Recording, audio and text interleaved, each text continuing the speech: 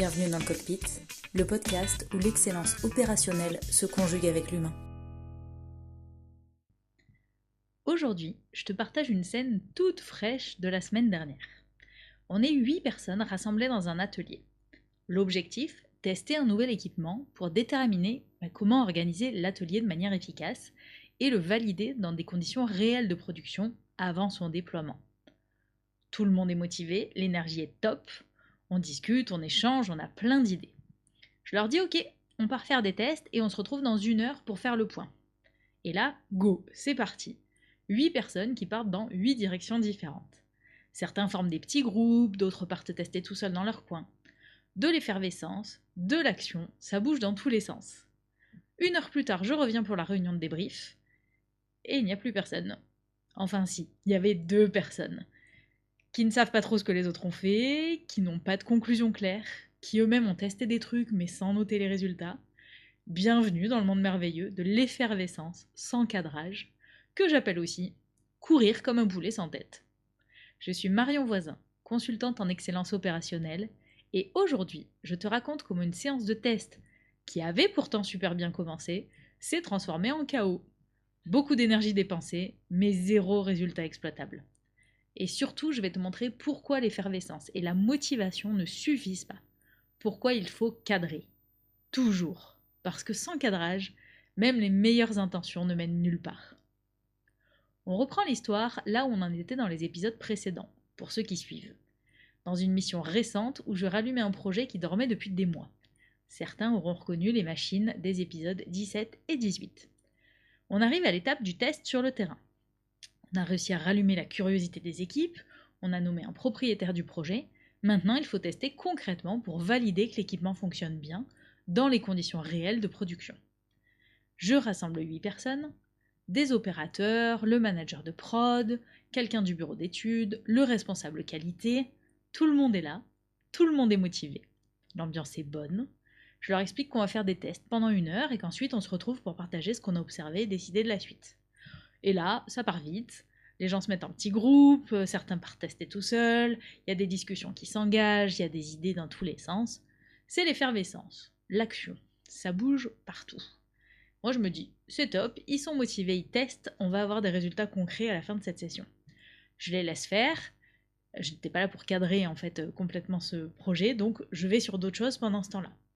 Et 1 heure plus tard, je reviens dans l'atelier pour la réunion de débrief qu'on avait prévue, et là il n'y a plus personne. Enfin si, il reste mes 2 personnes, le responsable qualité et une personne du bureau d'études. Ok, je leur demande, mais ils sont où les autres? Et ben certains sont retournés à leur poste, d'autres avaient des réunions, d'autres sont partis en pause.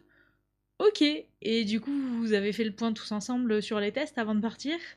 Ben non, pas vraiment, en fait chacun a testé de son côté puis est parti. Ok, donc est-ce que quelque part on a quelque chose de noté pour avoir les observations? Ben non, chacun a testé des trucs mais personne n'a rien formalisé. Ok, bon, je commence à creuser avec les 2 personnes qui sont là. Vous, qu'est-ce que vous avez testé exactement?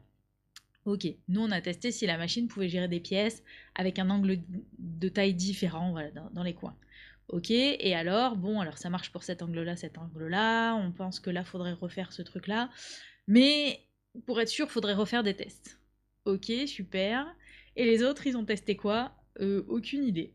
Très bien, ça part en vrille.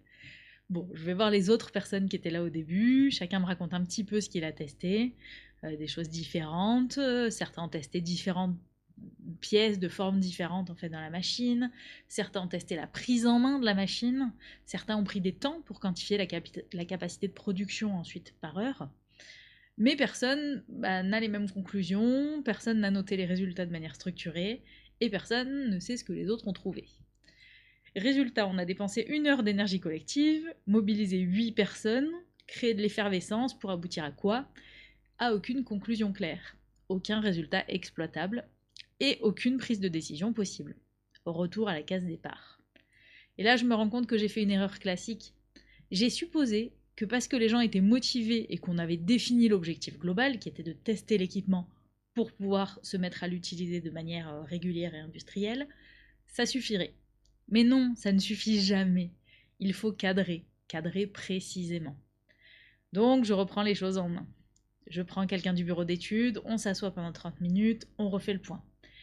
Qu'est-ce qu'on a réellement testé jusqu'à présent? Qu'est-ce qu'on sait? Qu'est-ce qu'on ne sait pas encore? Et quelles sont les questions dont on doit absolument avoir une réponse avant de prendre la décision de passer à l'industrialisation. On formalise, on note, on structure un peu toute cette pensée et on reconvoque tout le monde, et cette fois avec un cadrage précis. Ok, pendant cette heure, voilà les 5 questions auxquelles on doit répondre. Voilà comment se répartir pour tester, qui va tester quoi. Voilà comment est-ce qu'on va noter les résultats avec une petite fiche à remplir. Et voilà à quelle heure précise on se retrouve pour partager. Et je précise cette fois que tout le monde vient à cette heure-là. Voilà, ça sera 5 minutes, mais on ira. Et la magie, ça fonctionne beaucoup mieux. Chacun teste de manière structurée, prend des notes, et arrivé à la fin, on partage. On a des conclusions claires et on peut prendre des décisions. Alors qu'est-ce qui s'est passé dans cette histoire? Pourquoi ma première session de test a été un échec alors que tout le monde était motivé et de bonne volonté? Eh bien parce qu'il y avait de l'effervescence, certes, mais sans cadrage. Et ça, c'est comme courir très très vite, sans savoir où on va. On dépense beaucoup d'énergie, mais on n'avance pas vers l'objectif. Quand tu lances un projet, un test, une initiative, il y a souvent un moment d'effervescence au départ. Les gens sont motivés, ils ont des idées, ils veulent agir vite. Et c'est top, parce que l'énergie c'est précieux. La motivation, parfois c'est rare, donc il faut la saisir quand elle est là. Sauf que si tu laisses cette effervescence partir dans tous les sens sans aucun cadrage, eh ben elle se disperse. Elle s'épuise, et au final, elle ne produit rien. Tout le monde court comme un poulet sans tête, beaucoup de mouvements, zéro résultat. Quand j'ai dit on va tester pendant 1 heure, j'ai créé une intention, mais pas un cadre suffisant. Voilà ce qui manquait. Premièrement, il faut un objectif précis et mesurable. Tester l'équipement, c'est vague, ce n'est pas assez précis. Qu'est-ce que je veux savoir exactement? Par exemple, est-ce que l'équipement peut gérer des pièces de taille différentes? Est-ce qu'il est assez rapide pour tenir nos cadences? Est-ce qu'il est facile à utiliser pour nos opérateurs? Des questions précises, pas un objectif vague. Deuxièmement, il faut une répartition claire des rôles. Qui teste quoi? Qui est responsable de quelle question? Il peut y avoir plusieurs personnes qui font les mêmes tests pour qu'on puisse les croiser. Mais tout ça, c'est à définir en amont. Parce que si tout le monde teste un peu tout et que personne ne teste vraiment rien, eh bien ça ne marche pas. Donc il faut découper, assigner et clarifier les rôles. Troisièmement, il faut une méthode de capture des résultats. Comment est-ce qu'on note ce qu'on observe? Sur quel support? Dans quel format? Parce que si chacun garde ses observations juste dans sa tête, eh ben on n'aura aucune trace exploitable. Et pourtant, j'adore le brainstorm et les idées qui fusent.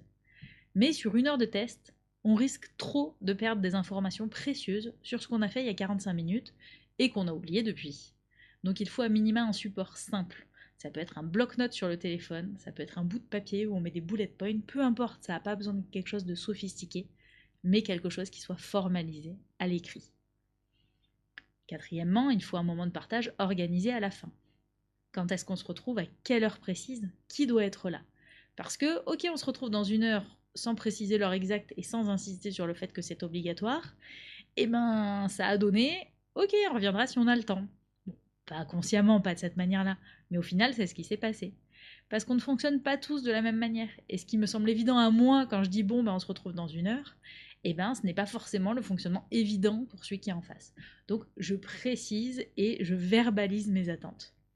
Je veux une vraie réunion de clôture, elle commence à telle heure et tout le monde doit être là, et elle durera à peu près tant de temps.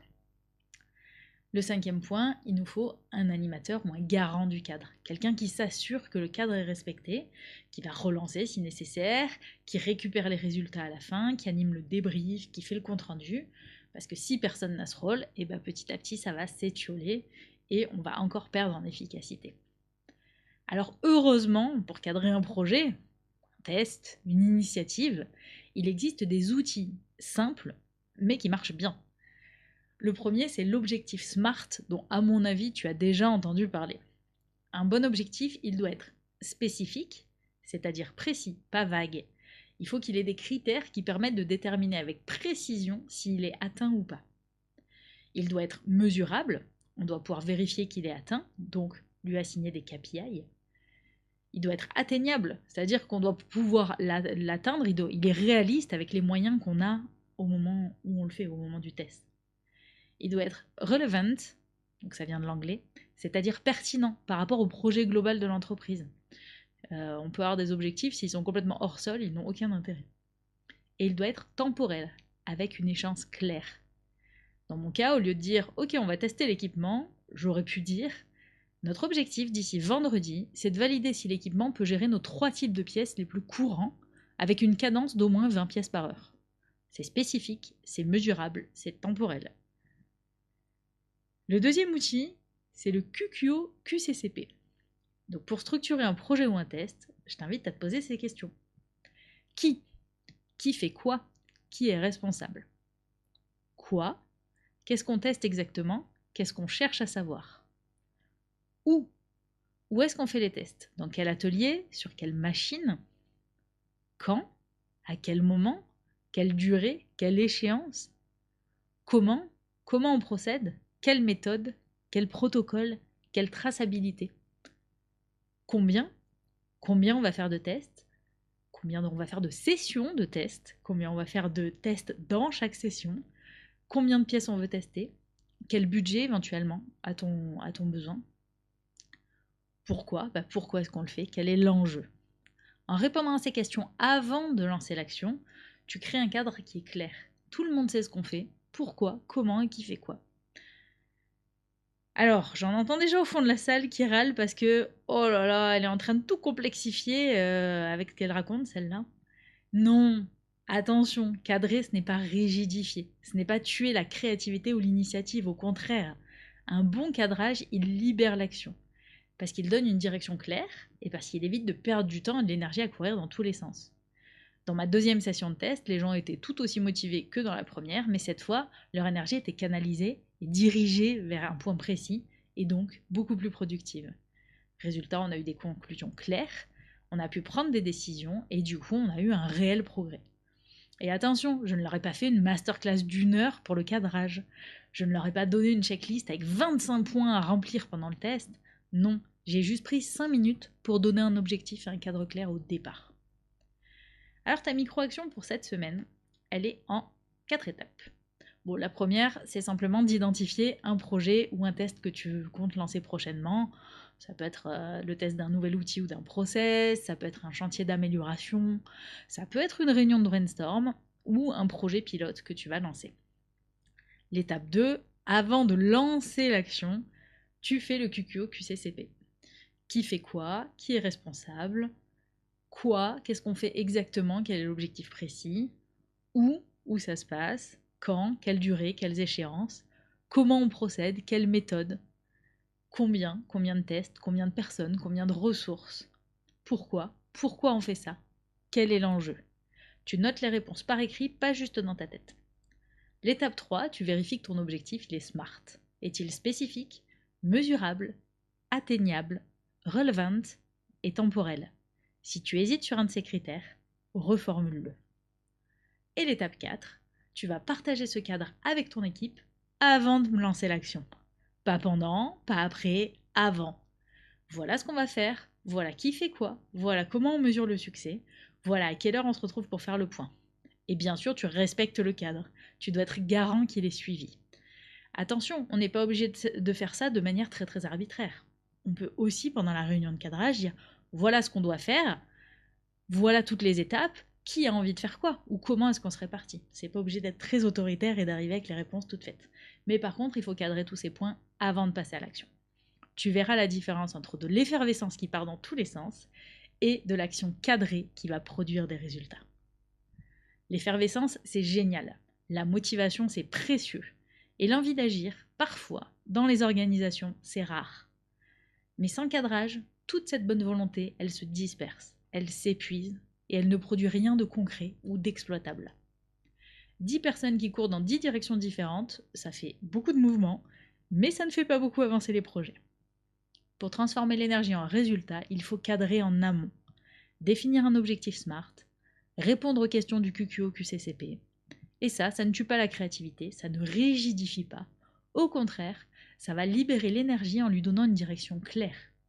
Alors cette semaine, avant de lancer ton prochain projet ou ton prochain test, prends 10 minutes pour cadrer, réponds aux 7 questions, vérifie que l'objectif est SMART, partage le cadre avec l'équipe et transforme l'effervescence en résultats concrets. Parce que courir vite, c'est bien, mais savoir où on va, c'est quand même mieux.